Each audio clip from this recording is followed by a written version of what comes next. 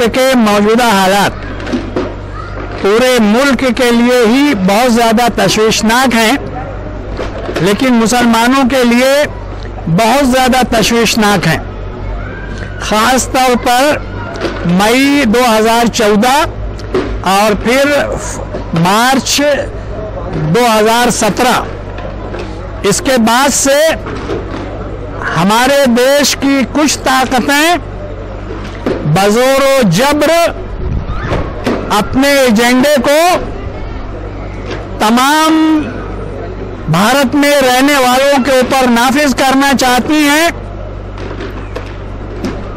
हमारी तहजीब और सकाफत शदीद खतरात से दोचार है, लेकिन मुसलमानों को मौजूदा हालात में हमारा बहुत वाज़ेह पैगाम है कि हालात कितने ही ज़्यादा तशवीशनाक क्यों ना हो, लेकिन वो हरगिज़ एहसास कमतरी का शिकार ना हो, मायूसी का शिकार ना हो, खुद एतमादी अपनी हमेशा बाकी रखें। ये आंधियाँ हैं, ये धूप और छाँव है, आने जाने वाली चीज़ें हैं। हमने अपने इसी मुल्क की तारीख में 1857 भी देखा है, 1947 भी देखा है और मराठवाड़ा के इलाके में 1948 भी देखा है।